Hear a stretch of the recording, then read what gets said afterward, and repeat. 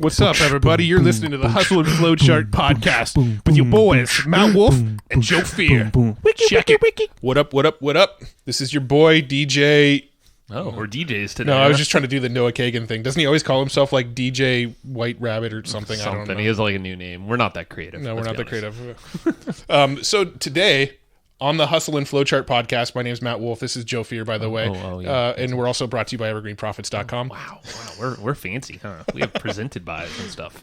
Today we're talking to one of Joe's clients, actually, Mrs. Christy Whitman. And I'll let you explain what Christy does because you've worked with her a lot over the years. That was very formal of you. Yeah. She's been a client of mine kind of prior to Evergreen Profits and all this, but for probably the last, I don't know, like 6 years. And this is back in the day when I was doing a lot of the video work, sales video, all this launch video stuff for people's online programs. And she was kind of one of those recurring clients that is always launching something new. She's got a massive following. She's been all over the media as well. You know, she's been all over the Today Show and all that kind of stuff.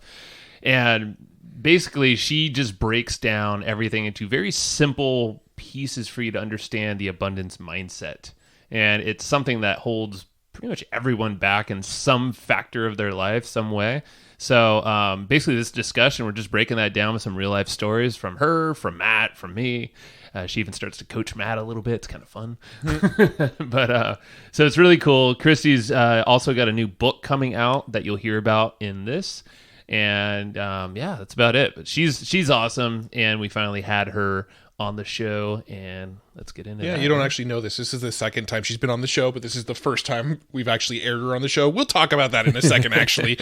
So let's dive in, and you'll hear all about that. Hey, Christy, thanks for coming back on the show. How you doing? Hey, I'm so glad to be back with you guys. Yeah, and actually the first one, I think we had that dreaded, I think we lost the episode. Is that what it was?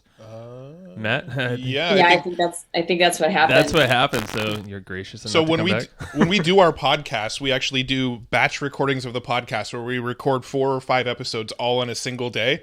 The good thing about it is we only focus on the podcast about once a month. The bad thing is if you have tech issues, you could end up losing like a whole day's worth of recording. And that actually happened in that one day. We actually lost 4 interviews in one day, which really sucked. But we have better systems now. We'll just say that. Yes, we're using different tools, and we've got like 5 different redundancies now to make sure we never lose recordings. Wow, it sounds like you guys are having a human experience. I know, right? Learning and growing. Yeah, it's one of those things. But enough about that. So you and I have been working. Make it all about me. I know you. You. You know that movie, Meet the Parents, where what's his face is like does the thing with his eyes where he's like, look, I see you, I've got you. I got you. Yeah, you're right. Robert there. De Niro. Yeah, he's got that stare. Yeah, it's just oof. Well, I know you and we worked together for many, many years now, doing a whole bunch of different cool projects. Yeah, Joe, you're awesome. Hey, that's all about me. He's who I go to for any PowerPoints or any stuff that I need, slide decks. You are the man. You're awesome. Like you're timely. Like your business is like really buttoned up, and I love the creative work. So I recommend you highly. I love it when we get that kind of stuff on recording. Yeah, it's really cool. Isn't that the best? Thank you so much. You're free to use that. I will. But yeah, no, it's just been really cool because over the years, you and I have, I've like learned all of your, there's been so many abundance related things that you put out there, products, books, whatnot. But just through that, just working with you, I've learned so much, picked it up over the years. But I guess give us a background of kind of your backstory, where you started, and kind of what you morphed into nowadays and teaching everybody that you have. Oh, that question. It's a loaded question, I know. Apologize. No, it's funny. I don't know how to describe my life back then. It was just, was not happy. Most people look at things like, money and career and, do you have a boyfriend or a husband or, do you have a diamond? How big's your diamond? Like, this is the world I came from, right? Yeah. And how much money do you make? And, what have you accomplished? What have you achieved? And I'm grateful for that experience, but back then it just was, I thought that if I had all those things, I would be happy. And I got all those things at a very young age in my 20s. So I was very blessed to find this out early on. Like none of that stuff makes you happy. None of it. Like none of that stuff made me happy. But yet when you're fulfilled from the inside out, excuse me, having money and having choices and having a career and all that kind of stuff, it's a totally different way of life. Yeah. So I was coming from the outside in, trying to make, these things do something for me in a way that was filling up some kind of void, and nothing would ever be enough. But now it's coming from fulfillment from the inside out, and just things are magnetized to that flow and that energy. So, I love my life, and back then I did not like it. Yeah. Well, it's, I mean, you just said, the whole flip from the inside to the outside in, or it's going through that flip. I mean, I'm sure there's probably some, some horrible things that have happened, some great things, and you're just like aha moments. Oh, the flip sucked. Yeah. No, let's be real. The flip sucked. Yeah. Well, but you gotta be grateful for that flip, whatever that is in your life, so. I am now that I'm over it. Hell it wasn't fun going through it, but Yeah.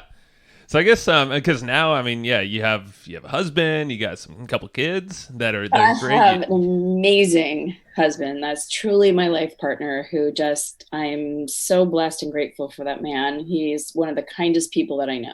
Awesome. So I'm just so grateful. And then he is such a true partner in raising our boys. So I have a 7 and an 8-year-old, almost a 9-year-old, which he's reminding me of, 6 weeks to my birthday, Mom. Countdown. But and I have a really thriving, amazing business where, this for me is a dream. I work from home. I have my choices, like how much I want to travel or how little I want to travel. I could put out 20 books to this month if I needed to or wanted to. And someone won't tell me to be less creative than I am. So I get to call the shots in my business. And that feels really good to know that, if I want to take a break and slow down, I can. If I want to speed up and expand, I can. These are all my choices, and I get to morph my business the way I want it. And I don't have a boss, and I don't have, catty coworkers. I work with people that support me and just, they're awesome and, truly believe in what I do, and they're loyal and committed, and we're like a family. Yeah. So yeah, life's pretty awesome. I'm very grateful that I found the way like 20 years ago, when I discovered, more talk on, not on universal laws, but on energy. Well, yeah. So I guess talk about that flip and maybe not specific. You don't have to go deep into like your personal, but like what came of that. So that, feeling, from the outside in now to the inside out, but that whole energy abundance feeling, I guess start speaking to that, because I'm sure there's a lot of people listening that maybe they have yet to go through that flip, or they're just like, I don't know what the hell to do now, and get to that point where you're talking. Okay, so the best way this came to me yesterday, so it's so perfect for this, because I was like, oh my God, that's exactly how it was. All my life in my family, I would look at my mom, my dad, my sister, some of my other relatives, the big people around me, and I would go, they're nuts. That's rude. That's mean. That's, I would judge based on what they did or who they said. Do you hear that cracking? I don't, actually. You don't? Okay, good. I got a little cracking on my side, but no worries. Yeah. But I would look at whoever was in my life. This is a really good person, and we make those judgments. And I kept doing that into my adulthood. And excuse me, but I remember looking at my sister, my mom, my dad, and looking at,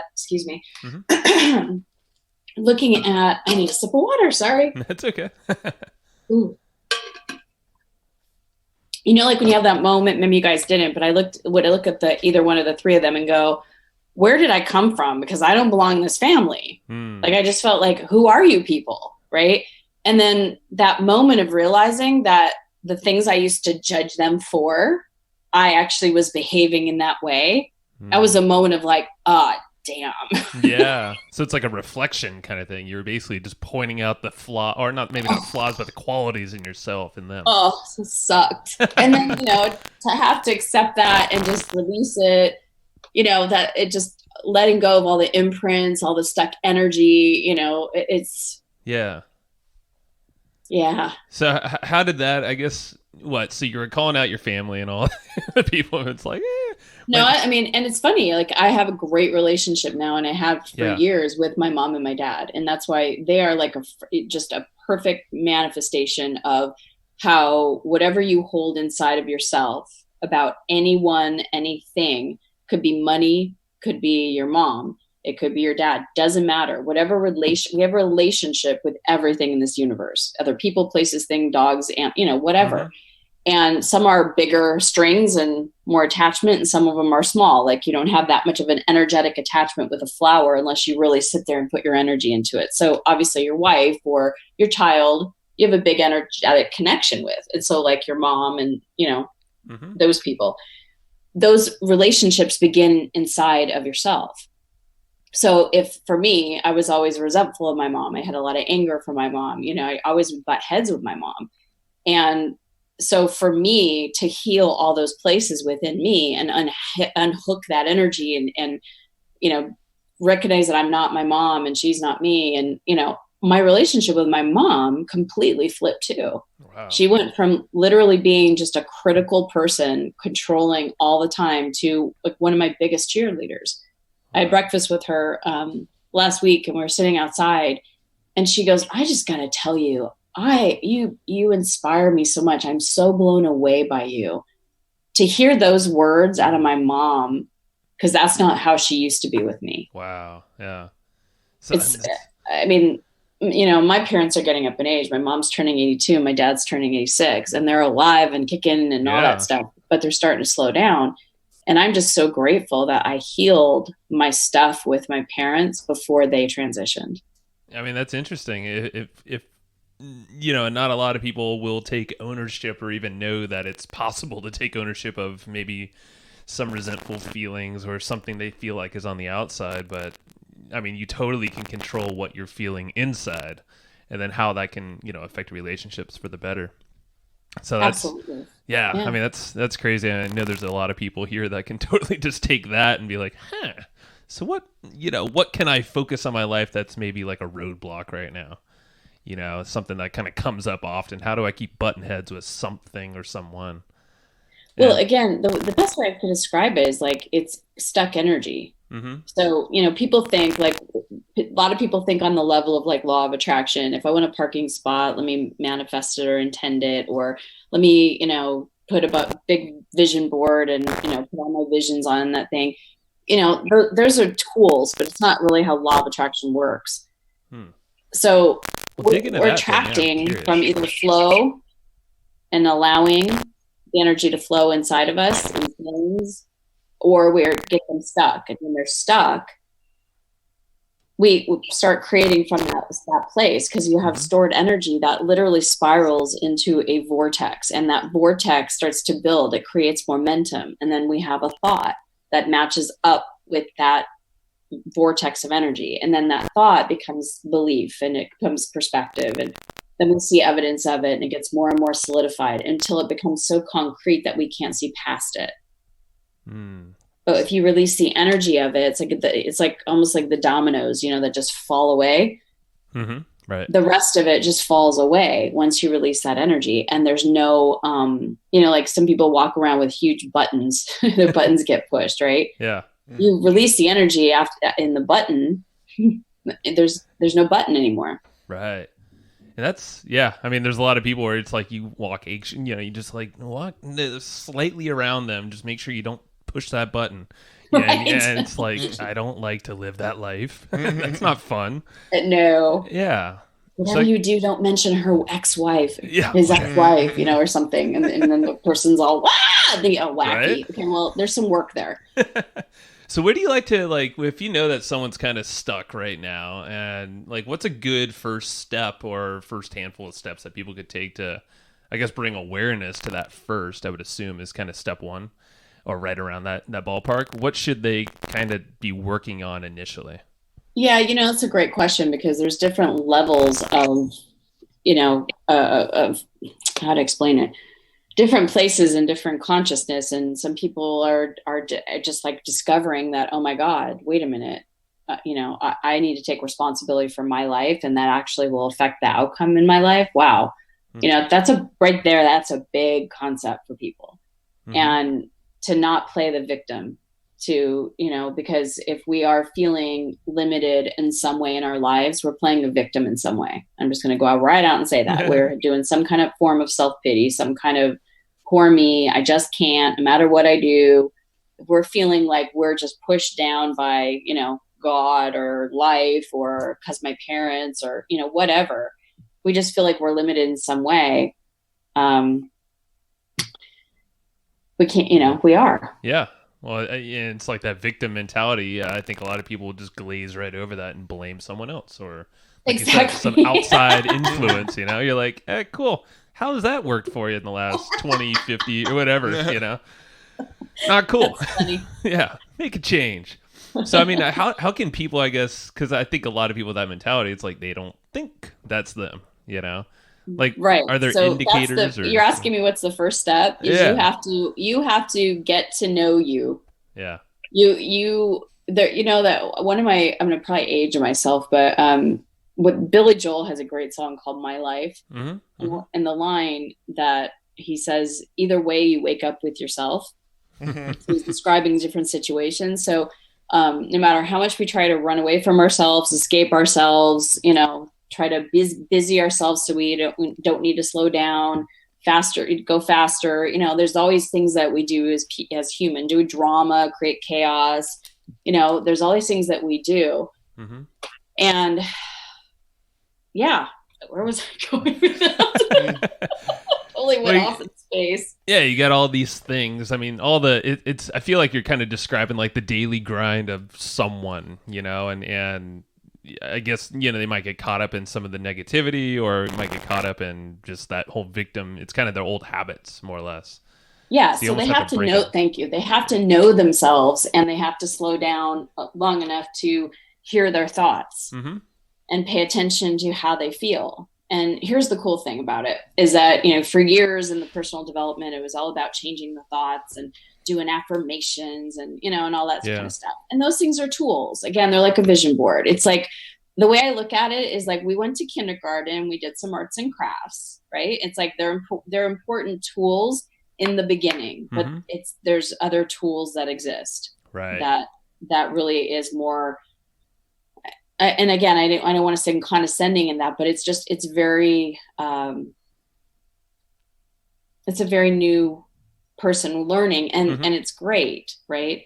But there's expansive tools, and getting to the heart of the energy under something, you have to be able to slow down enough to find out, who am I? Like so many people, I'm sure you guys see this all the time, they're not clear on what they want. Sure. That's like number one. Most people don't. And it doesn't matter really how successful you are. I feel like there's something that's still stagnant, that they're looking for. They're not clear. I mean, if you just get a clear vision of what you want in all aspects of your life, and really ask yourself, oh, okay, so I should have this one, my mom wants me to get married and have kids, so I should do that, so for somebody else, or society tells me I should get married and have kids, or, whatever, right? Whatever the social or kind of stuff we've imprinted in us, and what we think we should do and ought to and have to, and those kind of things. But when you really come to yourself and say, not for anybody else, because this is my life, where would I love to travel? I do that with my husband, for example. Where would you want to go? And he will tell me, and I'm like, I would have never thought of going there, but it's cool because then I get to go there with him. And then, now I'm on this Austria kick. I saw The Sound of Music, and I'm like, oh my God, I want to go to Austria. I want to go to Salzburg. Yeah. So I'm, he's like, whatever, but he gets to go with me. So it's me being creative within myself to share my own preferences, to share my own opinions, to really be who I am, own my thoughts. And if something does happen, manifest, right? you can look at it and go, okay, I'm in debt, or I'm having money's not flowing in, or clients aren't coming, or I've gained weight, or, my business is struggling, or I can't seem to get it past this glass ceiling, or whatever it is, whatever stuck situation you find yourself in your life. It's easy to change once you take responsibility that, okay, I created that. Mm-hmm. That makes sense. And so I would imagine it's probably like take tally, the person, whoever listeners or, whoever gets a hold of this thing is like, take tally of what feels like stuck in your life, or maybe you just keep hitting that roadblock. Maybe it is money, you just like, you can't get past whatever that thing you're at right now, no matter what you do. Could be time or just relationship with people or your health, like you said.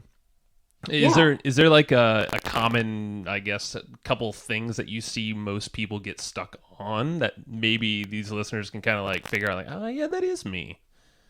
Oh yeah, I've been a coach for 15 years, and I've seen it all. I have the pleasure of putting thousands and thousands of people through programs, and I have just amazing clients that I just love and cherish. And the things that I see most people struggle with, whether they're clients or just people I see in my life, is money. Because even those that have money, a lot of them didn't come from a place of having money. They made their own money. So there's still a lot of energy of fear that still is imprinted in them. And so even though they have money, they still sit there and worry about it. They're afraid. They now get to be afraid of losing it. Right. Or I've seen this with people. It's like they go up, they go down, they go up, they go down, they go up, like in debt, out, in debt, out, in debt, and that's just their way of creating that kind of pattern chaos, because that's what they've always known or seen, or, that was something that they did to, I don't know. Yeah, it could be a parent kind of thing. It just how they were growing up, is just, or maybe it's a way that maybe it's like self-talk. Yeah. It's like, oh, I'm really bad with money, or like, oh, I can never hold on to it. So it's like, cool. Well, you just created your reality. Well, it's definitely interesting, because that's one of the things that I can really, really relate to is, I've had periods in my life where I basically had like no money, and I've had periods in my life where I've had a lot of money, and no matter what the scenario I'm in, I've always had this sort of fear of actually spending money, because I've experienced what it was like to basically have nothing. So when I do get money, I tend to just kind of accumulate it and sit on it and never want to spend it. And that's actually something that still to this day I'm like working on. I have this sort of fear that the money could go real fast and just be gone one day, So definitely something I relate to a lot. First of all, I gotta tell you this. I'm just sitting, you see, like in a little tuxedo with a little like mustache, and you're twirling it, sitting on a pile of cash in your house. Like, I don't know why that. No, it's more Scrooge McDuck. I have a vault where I swim in it. I like it. It's good. That's funny. It's gonna be hard to spend if it's like that. So, yeah. See, okay, I could work with you. I could work with you, Matt. I don't know if it's appropriate to do on a podcast, but I don't know. I think it might be interesting. Maybe not. I don't know. Well, is there something maybe we can? I don't know. I feel like going down that kind of rabbit hole on money, at least. Some of the common themes. I think that would be really beneficial. Yeah, because you have to know. Okay, this is just my whole thing on money. Yeah. Right. We need it. We have it in society. Everybody has agreed that this is how we exchange value for something. So it's like, you might as well embrace it. And if you've got a bad opinion of it, if you have resistance when you think about it, you got to get yourself clear with it, because money literally did not do anything to you. Money can't do anything. It doesn't have an opinion. It can't back talk you like kids could. It can't hurt your feelings. Money is just energy. And when you can really get that money is green energy, you have a relationship with money.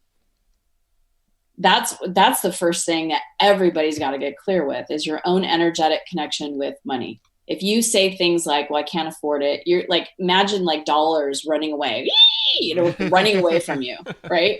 There goes the cartoon images again. But when you are in appreciation, like the Bible talks about, I'm not going to get all biblical because I'm not a big Bible quoter anyway, but there's like a couple things I quote from the Bible. One is, in the beginning, there is the word, because that's huge. Yeah. And then, this one. So where was I going with this? I'm off again. Have you had your coffee today? No, I'm just kidding. No, I went to a premiere last night and got in at like 1:30 in the morning and had to get up at 5:30 because I do a 6 o'clock meditation class every day. Oh my God, I did not know that. Okay. Yeah, it's amazing. But well, you're talking about the Bible. Yeah, the two things you quote there. I'm sorry. The two things you quote in the Bible and how they relate to like someone's relationship with money. Yeah. Yes, thank you. Money is the root of all evil. Okay. So it says that in the Bible. Thank you for getting me back on track. That feels good. Yeah. So money is the root of all evil, right? Mm-hmm. And so people think and have twisted that through religion for years and years and years. So spiritual people now think that if you have money, they don't allow themselves to desire things, but because they don't want money, because money is the root of all evil. Mm-hmm. Mm-hmm. I've definitely heard that from some people, and sorry, but like definitely I can relate to that from before I was really kind of, I would say, successful in most people's eyes. Like it definitely heard from people just in their friends circle / just family friends, like, oh yeah, people with money, they're just assholes. They're selfish. They're blah blah blah. And I'm just like, man, that's really weird. I've never thought that way. Yeah. But it's definitely a feeling out there. Now, isn't the Bible quote, "The love of money is the root of all evil"? Exactly. Oh. They mix it up. It's the love of money. And it's the love of money in the sense that going and just searching for money without any other like regard for other people or out of integrity, just doing anything for the love and the search for money alone, that's the root of all evil. Mm-hmm. Mm-hmm. But we could come at it from a way of appreciating what money does for us. So if you had money and you were clear in your, thinking process about money and in your relationship about money, and, one of the biggest imprints that most people have is the religious imprint, especially, I was very Catholic. My parents, still, they're elderly. Mm-hmm. They go to church every single Sunday, every Easter, every Christmas. I mean, it was like we went. That was a big imprint for me in the Catholic Church. Yeah, same with me. I was raised Catholic too. I went to church every Sunday till I was 18 years old. Yep. Yeah, and so like you did first communion and baptism and all that. Confirmation, yep, all confirmation, of it. Exactly. So, that all of that, you have no idea. So, okay, every Sunday, right, they would say, "I am not worthy to receive you. Only say the word and I shall be healed." Mm-hmm. One day I went, "I'm not worthy to receive it, you." I'm like, why would I want to keep saying that? That doesn't feel good. That makes sense to me. Yeah. And I'm like, Jesus Christ, like this amazing enlightened being, by the way, there was many of them. Mm-hmm. People would say, well, yeah, but he's done the most and had the most impact. It doesn't matter. They're enlightened beings that walk now. Yeah. Yep. So that's all Christ wanted to teach anyways. I don't know where we're going there in this interview. That's okay. No, but he wanted to teach that we all have this power to manifest what we want. That's literally what Christ wanted. Christ was talking universal laws. Mm-hmm. That, have the faith of the mountain, or have a faith of the sea. Help me out, Matt. Have the. I don't know I don't remember all of my biblical quotes, so I don't know how much. I've been pretty removed from that world for the past 20 years. So the faith of a mustard seed. Have the faith of a mustard seed, something like that. So. Oh wow! Yeah, I don't know any of this. When you have faith in something, it can manifest, and yeah. So, all right. I could pretty much recite to you any sort of prayer that was said every single Sunday for 18 years of my life, and that's about the extent of what I remember.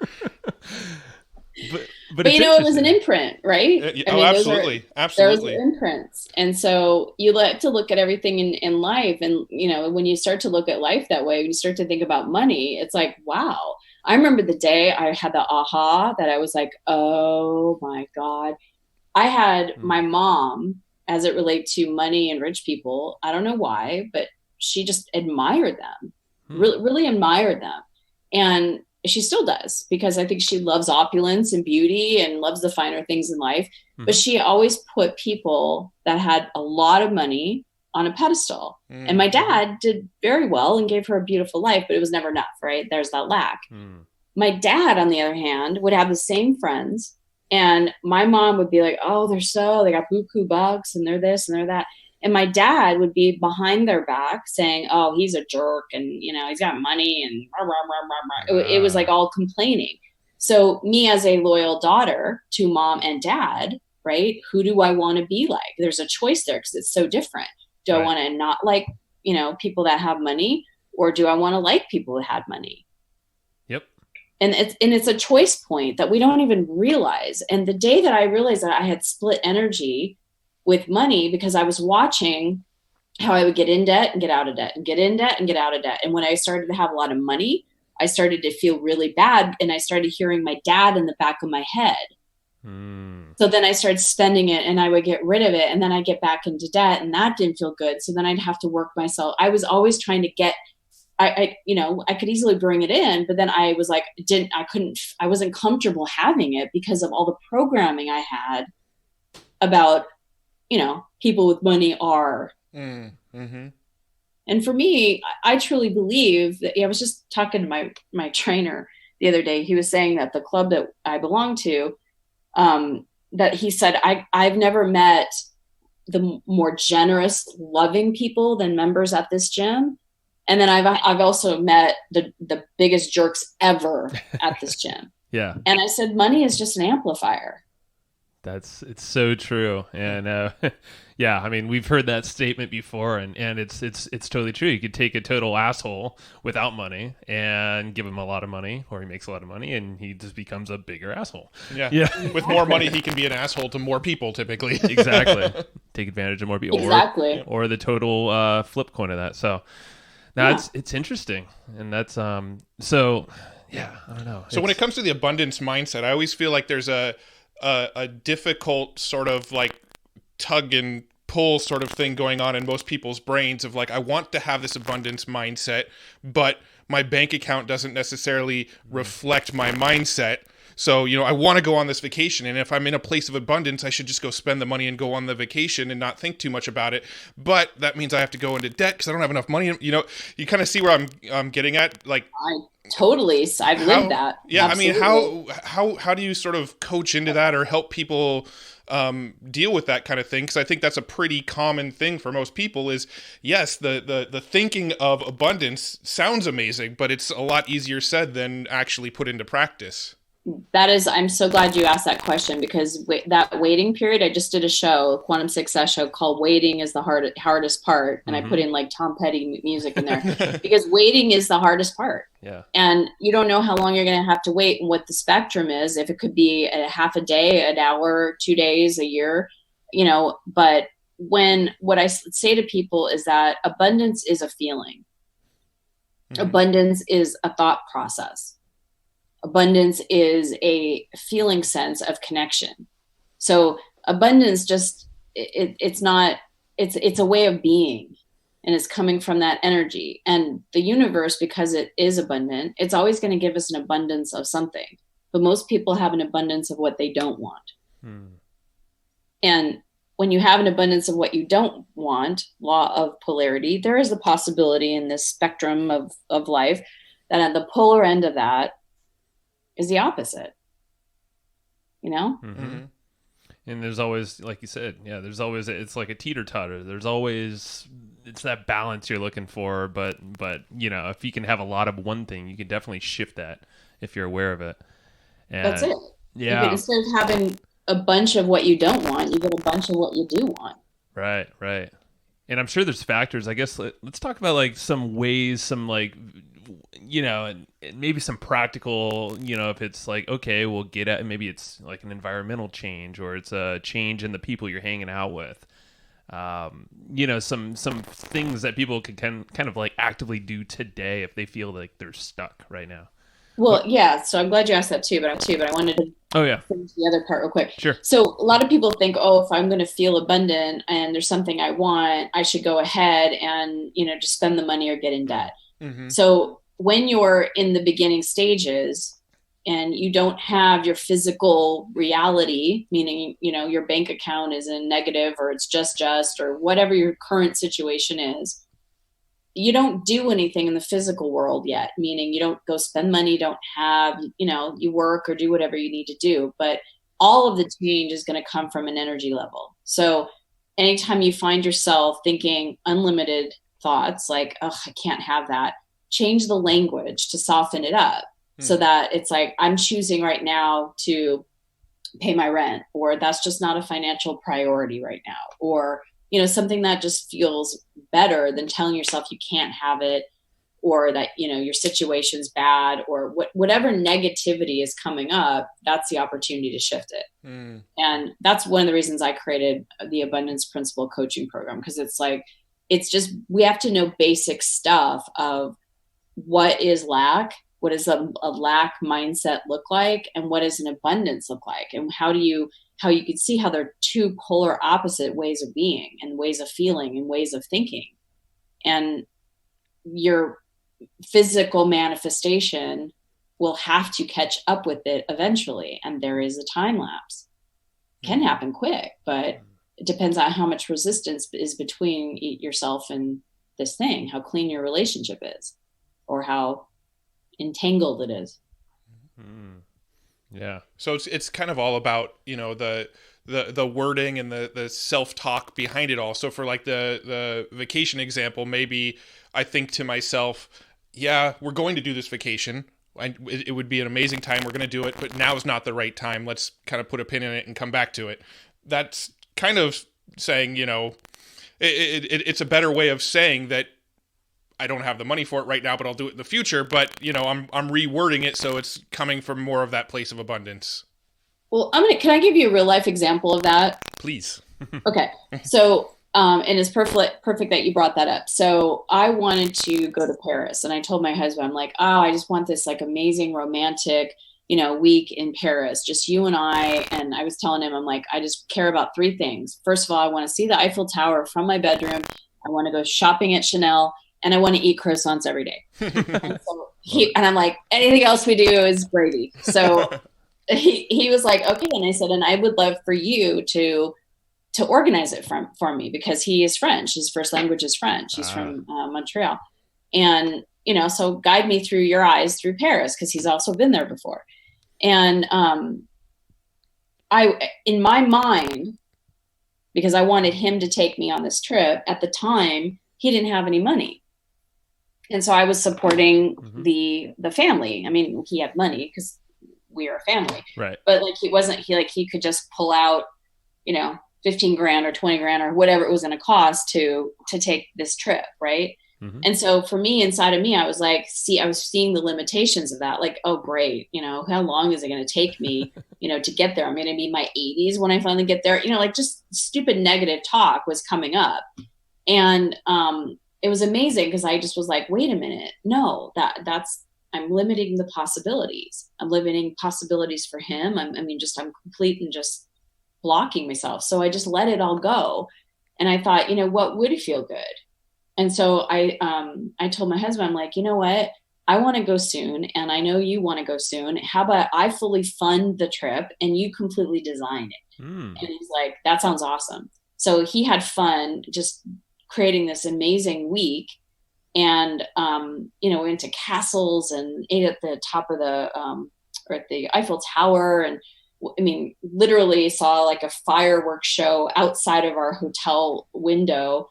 And the Eiffel Tower was like, you know, right. It was the view of Paris. It was amazing. Wow. It was amazing. And I got video, like there was fireworks and they were in the shape of hearts. And we didn't pick this date. I was doing a speaking engagement in Milan. So this whole thing started because someone contacted me to speak at their event in Milan. I said yes. And then I said to Frederick, I'm like, you know what? We could go to Paris too. And he's like, yeah, we could. So the dates were picked for us. And then the Milan thing fell through. So we figured we're still going to go to Paris. We left Montreal, and this was still the, you know, plans. We left Montreal and didn't even know it. It was our 10-year wedding anniversary. Oh my God. Wow. And one of the most amazing times of my life. And to start our next 10 years together, it was so special. I love it. So, I mean, you know what I mean? Like sometimes the circumstances don't look like anything's possible. And that's a blockage. Just know that that's not real. The fact that your mind is telling you it's not possible. I can't do it. I can't have, you know, who am I to, all that stuff. That's just the stuck energy talking. It's not who you really are. Yeah, and it's just opening up. If you block it, I mean, yeah, that energy's stagnant. Now that opportunity could have passed right in front of you, but you kind of chose to just say, not right now. Like, now's not the time. Right. And, I mean, I guess real world example for me was just back in November. My wife Heather and I, we definitely were not preparing to buy a house. We had money stashed away, so if the time came, that's great. But we were saying, no, it's probably going to be like a few years. San Diego's expensive. We want this specific kind of place. Cool. But, we were constantly open. We didn't say no. We're kind of down for anything. Like, we're very just like, okay, if it's a good plan and it seems to fit, let's do it. And then it wasn't until, I think it was late September, early November last year, house came available, off-market, family friend, right next to her parents' house. Fit all of our criteria, minus the spa, but that's fine. I'll get one day. And and he gave us like $100,000 off, and he wanted us to buy it. He said, I want someone in the family who knows the whole neighborhood, plus you have, a family you're starting to grow. You guys should live here. And we're like, holy shit. And boom, it happened. And luckily we had enough money stashed in the IRAs and, some savings. Just enough to make the down payment, and then we're good to go. You forgot the best part about the house. It's 1.5 miles from my house. Oh, that's sweet. It's all about you, huh, Matt? And I do have a spa. That's true. So that's awesome. But yeah, I mean, but the whole thing is, we never said like, no, it's not going to happen. We didn't move away to like Arkansas, where we're like, it's cheap there. We could live there. Right. But like, no, we are going to live and buy in San Diego. This is our home. So, well, it's funny. I love that story. Thank you. It's funny, when we were in Paris, we decided that we were going to sell our house in Montreal because I think, as you know, we were 6 months and 6 months, 6 months in our house in Scottsdale and then 6 months in Montreal. Right. And we decided while we were in Paris that let's let go of the Montreal house. My husband was getting permanent residency in the States. So we decided to come back, and that we came back on a Friday. On Monday morning, he called his friend, our friend in the neighborhood that's a realtor, to give him professional courtesy to let him know that we were going to go with somebody else. And he goes, well, give me a minute. He goes, I might have a couple buyers for you. And he goes, do you mind if they come over tonight? We didn't prep the house. I mean, we just got back from a trip. There was luggage, 2 different people came, saw the house. And the next day they wanted to come back, which was Halloween. So we were like, no, sorry. Yeah. So they came back on like November 1st, made us an offer that night. So we sold our house, got exactly what we wanted. They even bought some of our furniture. Like the whole thing got exactly what we wanted in 6 days, without listing it, without putting it on the internet, without having a bunch of people going through our house, without having the kids affected. I mean, boom. That's so cool. Not awesome. That's the stuff I'm talking about. There we go. Yeah. I mean, that's the whole thing is just like, put it out there, have your plan. And I mean, shit, there's a reason why you want something. It's because you actually want it. Don't cut off the ties to the possibilities, even though if it might seem years down the line, that's cool. Like baby steps, get there. Well, and you know what? You're saying that because it's true. Because several years ago, I was ready to sell our house in Montreal, and I wanted a bigger house, and I wanted a house in this really beautiful area that had a house on the lake, and I wanted to build our house. And because I didn't have my own credit, even though I bought the house with them, a long story, I wasn't able to be the main finance person on the loan. So they didn't approve it. And we had already had the plans made and everything. I was devastated. And we tried to put up our house for sale, and not one person came and saw the house. So it was like, it's not the right time. Yeah. And it's like, we also will create from a place of, like my husband wasn't ready, and he admits it now. Cause I said, well, what was the difference between now? It happened so fast, and 3 years ago where we couldn't sell our house, and then we weren't able to obviously buy our dream, build our dream house. And he goes, I wasn't ready then. He goes, now I know that. But he goes, I had a lot of resistance. And so, it's cool that you guys could talk about that, because I mean, you guys share the same language, this abundance thinking. Because I think, I mean, for relationships, and I think this is one of your courses as well. Actually, I know, but it's like that. I mean, there's just, I think you hit on, what do you have, like 6 criteria, or not criteria, but like categories. What was it, like health? I mean, you know them all. You could probably say them all. They're right now there's 6 courses and soon to be a 7th course. So there's the Abundance Principle Coaching Program that takes you from and not just like the mindset, but from the place of consciousness, shifting from lack to abundance. And it depends how ingrained you are and how many times. I have people that go through it over and over and over, and they do it all the time. And each time they go through it, they learn something more and they grow deeper and they let go of more stuff. And so it's a thing that you can do over and over again and get something really out of it, because you hear things at a different place than you did the first time. And then the next one is Deliberately Design Your Awesome Future, because all time is simultaneous. When you think about quantum physics, like our past, our present, and our future all exist right now in this moment.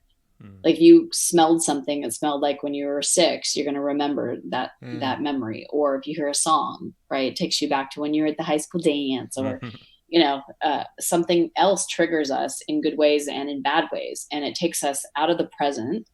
So the more we can detach from the past, from the energetic ties, we are actually there's more of us to be present in the moment. And the more we can connect to a future that also exists, that's a future that's pulling us in the highest light possible, consciously choosing where we want to go, instead of choosing or dreaming about or worrying about things that could happen in the future that are bad. Yeah. Because that, if you're projecting into the future, worry, fear, whatever it is, it's going to make you feel bad in your now. So all time is simultaneous. And when you can work with your future self, it's such an empowerment tool. It's amazing. Wow. And I take you through each aspect of your life. And again, it's like you could continue to use it as you move and morph, as you change and continue to go deeper and change your visuals. Because I can't tell you how many times in 20 years I've been working with connecting to my future self, and I'll walk into a room and go, oh my God, this is exactly how I pictured it 5 years ago or 2 years ago, and it's like, I literally walk into it and my physical reality. It's not just an imagination anymore. It's like, I'm opening the door. That happened to the house we have here in Scottsdale. How cool. My husband rented us a house when we were living in Montreal full time to come here into Arizona for the winter for just a couple of months. And so every single time we would drive down this road, I would see these houses. I'm like, I want to live there. I want to build a house there. That's the place I want to live. Every part of me was just like, that's it. That's it. Right there, right there. And this development is actually 2 sections. And the bigger section is on a different the street. So as you're driving down, it's got 2 entrances with gates. And as you drive in, there's a specific gate. So we found this house on the internet. And I told my husband I wanted to live in this area, and he found the perfect house for us. And I'm thinking it's in the main section. As I came to Arizona to kind of check out the house, while we're in the process, the paperwork and all that, when I drove up in my car and I saw that it was the exact same gate in the exact same area, and I remember oh my God, how many times did I say that with such, feeling and conviction, that's that in there, that's it. I could just feel myself there. To have that happen and to have the gate code and see the gate open for me, I'm like, oh my God. The goosebumps. Yeah.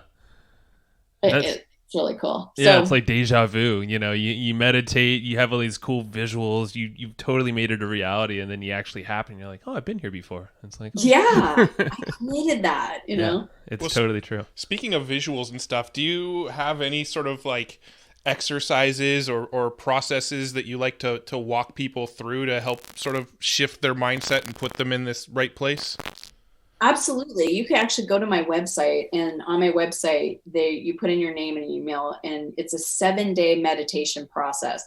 So I take people, it's me on video, but you see nature and it's with music and all that. So it's a 20-minute, each video is about 20 minutes, and it's for every single day. And it'll take you through how to release energy and how to release the blockages. And that's the best way to, there's so many processes I have, but that's the best tool is that meditation is one of the best things. And a lot of people can't just meditate, and because it's too hard to just all of a sudden tell your mind to be quiet when you haven't done any healing work or, that kind of stuff. So what I do is guided meditations. So I'm helping the mind focus on doing something. And at the same time, you're moving energy. So you're actually processing new energy into your body and releasing the blocks.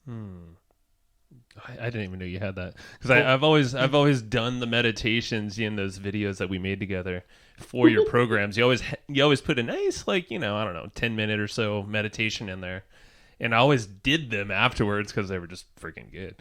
But I didn't know you had those other ones, so I'll have to share those with my wife too. Cool. Well, and we'll link those up in the show notes for sure. For sure. Yeah, and tell us a little bit briefly about your book coming out too, if you want to kind of seed that a little bit. I'd love to. Yeah, it comes out September 25th, and we're actually starting to do some really amazing pre-purchase packages on my website, and it's going to be quantumsuccessbook.com. I'm not sure when this is going out, but it's not out yet. It's in the process. So May 1st is when we're going to start doing that. But I'm super excited about this because this is Quantum Success is the book title, and it's 7 essential laws for a thriving, joyful, prosperous relationship with work and money.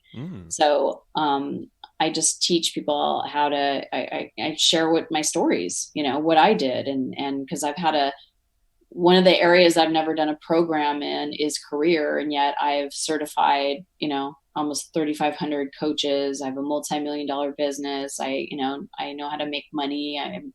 I've healed my own stuff with money. So I remember the day that I realized, because I was doing kind of like the spiritual work on the side, and the day I thought, these are like principles I could bring into my career and into I was a pharmaceutical rep at the time.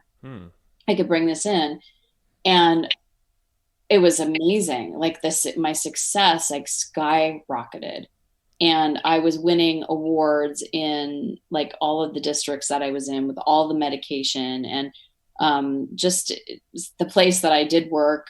I had a horrible boss. I always say that she was like Hitler reincarnated in a woman's body. Nothing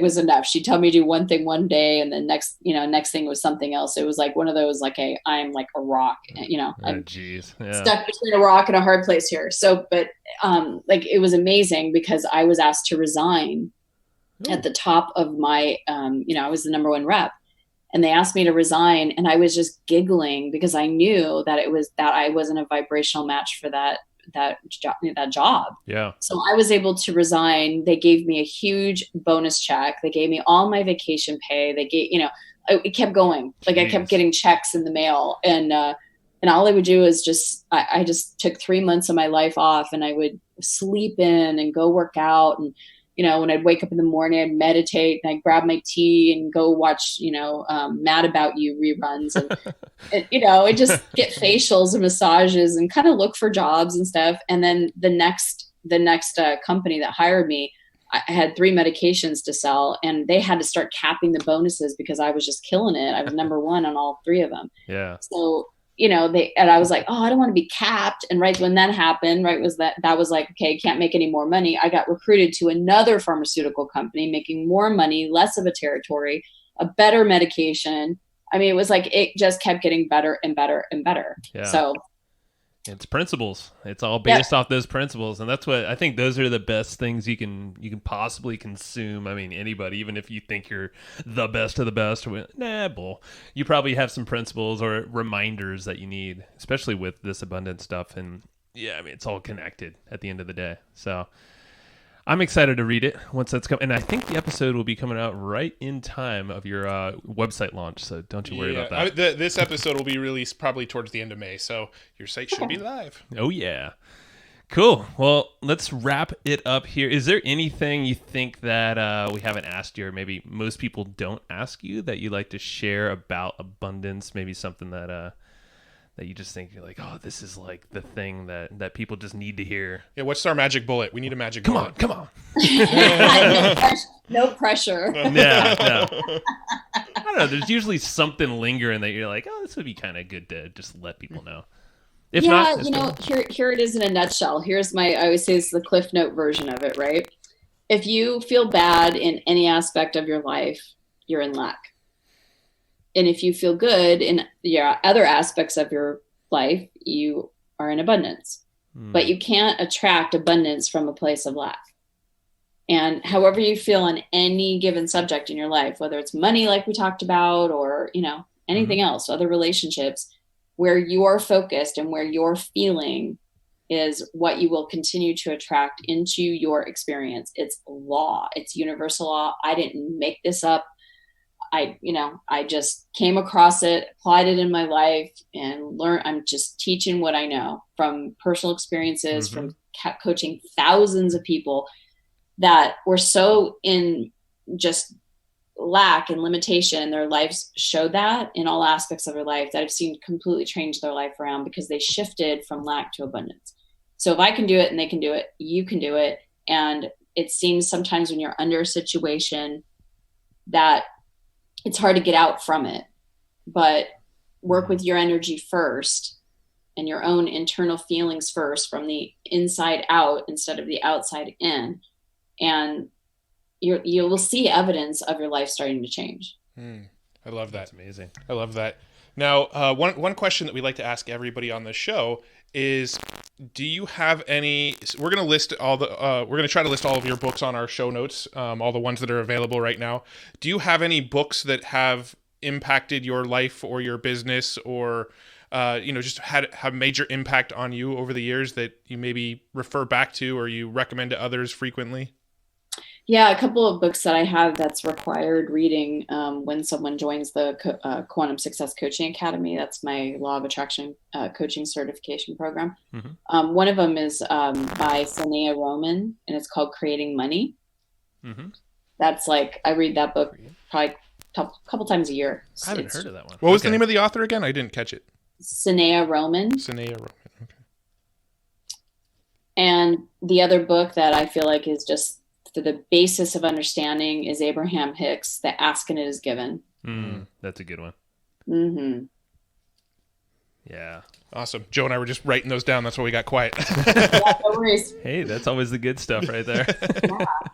And so I know you have a bunch of sites and all. Just list out just really quickly where you want people to go to again one more time as a little call to action. I will make it so easy for you. ChristyWhitman.com. It's CHRISTY, and Whitman is WHITMAN. So ChristyWhitman.com. That's where you'll find the 7 days of the meditations. You'll get my show every Monday. We'll just stay in touch, and, I'll let you know how you can play with me on a deeper level. Awesome. Well, cool. Well, thank you, Christy. Thank you so much, guys. So I appreciate you. All righty. We'll see you later. Okay. Bye. Bye. All right. Thank you. And I hope you just enjoyed this episode you just listened to. Now, right now, before we sign off, I have a few things I would love for you to do. So the very first thing is to go find our guest on Facebook and tell them that you loved their episode with us. That's going to help them just feel good about themselves, but also it's going to spread the word a little bit more for us. So go find them on Facebook. Everybody's on Facebook, and go say that you love their episode and maybe one cool thing that you learned there. The second thing is to go to iTunes and subscribe to our podcast. Just look up Hustle and Flowchart and hit the subscribe button.